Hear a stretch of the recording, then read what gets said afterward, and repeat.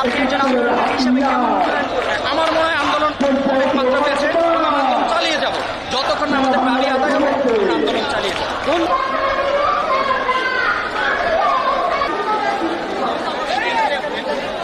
আমাদের বাংলা ব্লকের কর্মসূচি চলবে সাংঘর্ষিক, কারণ বঙ্গবন্ধু যদি 1972 সালের যে সংবিধানে যে তিনি আংশিকভাবে দিয়েছিলেন এবং মুক্তিযোদ্ধা যারা ফার্স্ট জেনারেশন তারাই পাবে, তাদের সেকেন্ড জেনারেশন পাচ্ছে, এতদিন পাচ্ছে না। এখন থার্ড জেনারেশনে যাওয়া এটা তো বঙ্গবন্ধুর স্বাধীনতার সাথে বিরোধিতা করার সামিল। এবং হাইকোর্টও যে কাজটা করছে, যে বলবৎ রাখছে, এটা তো বঙ্গবন্ধুর যে মুক্তিযুদ্ধের যে আমাদের চেতনা ছিল বৈষম্যমূলক একটি সমাজ প্রতিষ্ঠা করার, বৈষম্যকে তো এখানে উস্কে দিচ্ছে, তারাই তো বৈষম্য সৃষ্টি করছে। তো যারাই মুক্তিযুদ্ধের বৈষম্য দূর করার জন্য দেশে স্বাধীন করলো, তাদের পক্ষ থেকে যদি এটা আসে করে, তাহলে এটা আসলে আমাদের জন্য মেনে নেওয়ার মতো। আমাদের মেয়েদের আমরা মনে করি না আমাদের বিশেষ কোনো সুযোগ সুবিধা দিয়ে আমাদের চাকরি কিংবা মেধার প্রমাণ করতে হবে। কারণ আমরা দেখুন, আমরা যখন একটা বিশ্ববিদ্যালয়ে ভর্তি পরীক্ষায় অংশগ্রহণ করি, আমরা কিন্তু একটা প্রতিযোগিতামূলক পরীক্ষায় অংশগ্রহণের মাধ্যমে আমাদের একটা সিট নির্ধারণ করে এসেছি। সুতরাং আমরা আমাদের মেধা দিয়ে আবার আমাদের চাকরি হোক কিংবা আমাদের কর্মসংস্থান ব্যবস্থাটা আমরা করে নিতে পারবো, এটুকু আত্মবিশ্বাস আমরা নিজেদের মধ্যে রাখি।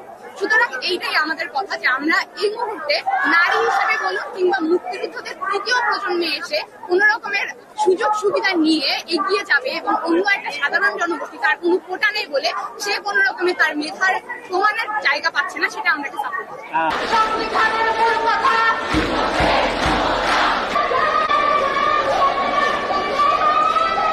আমাদের আন্দোলন নাকি অযৌক্তিক, এটা আমাদেরকে হতাশ করেছে। প্রধানমন্ত্রী এই বক্তব্য আমাদেরকে হতাশ করেছে।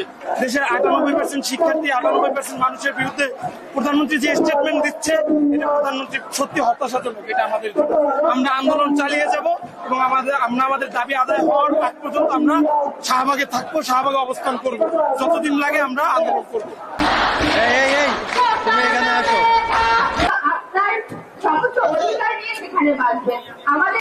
আন্দোলন করে দাবি পূরণ হবে না এটা যদি ভেবে থাকে তাহলে ভুল ভেবেছে। কারণ আপনারা দেখেছেন ভারতে শিক্ষার্থীরা কি করতে পেরেছে, 71 সালে শিক্ষার্থীরা কি করতে পেরেছে, আপনারা সবাই ইতিহাস জানেন।